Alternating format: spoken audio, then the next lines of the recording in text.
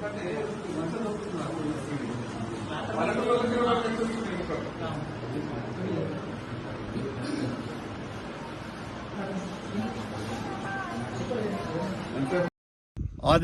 పట్టణంలో వీధి కుక్కల బెడద కారణంగా వాటికి సరైన సమయంలో ఆహారం దొరకక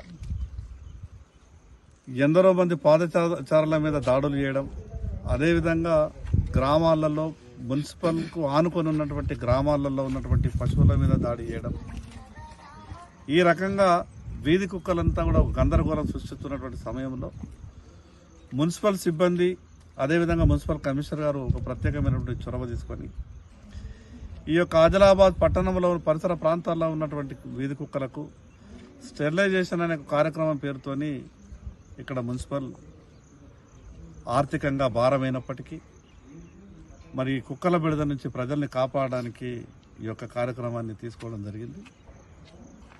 ఇప్పటికే దాదాపు ఆదిలాబాద్ పట్టణంలో 1000 నుంచి 1200 వీధి కుక్కలు ఉన్నట్టు ప్రాథమిక సమాచారం.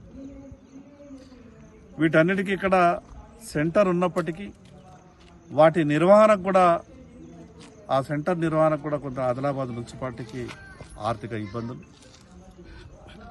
ప్రజల ప్రాణాలకు ఈ వీధి కుక్కల ద్వారా బెడద, ఈ వీధి కుక్కల నుండి ప్రజల్ని రక్షించాలన్న ఆలోచనతోనే ఆదిలాబాద్ మున్సిపల్ ఈ యొక్క కార్యక్రమం తీసుకోవడం నేను మున్సిపల్ కమిషనర్ గారిని మనస్ఫూర్తిగా అభినందిస్తా ఉన్నా.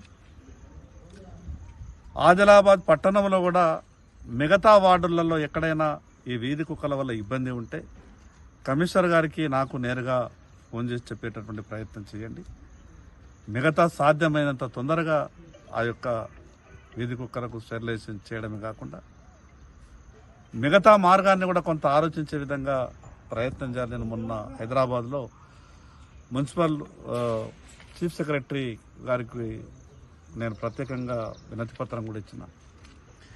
ఈ వీధి కుక్కలని వాటి నిర్వహణకు స్టెరిలైజేషన్ కానీ మిగతా కార్యక్రమాలకు కానీ ఆర్థికమైనటువంటి వెసులుబాటు, ఆర్థికంగా ప్రభుత్వం వెసులుబాటు ఇవ్వాలి. గ్రేడ్ 1 మున్సిపాలిటీ అయినప్పటికీ ఆదిలాబాద్ మున్సిపాలిటీలో అనేకమైనటువంటి సమస్యలు రాజ్యం వెళ్తున్నాయి. వీటన్నిటికీ సాధ్యమైనంత తొందరగా పరిష్కారం చేసే ప్రయత్నం చేస్తాం. అయినా తొందరగా ఈ నిర్ణయం తీసుకున్నందుకు ఆదిలాబాద్ మున్సిపల్ కమిషనర్ గారి సిబ్బందిని నేను మనస్ఫూర్తిగా అభినందిస్తున్నాను.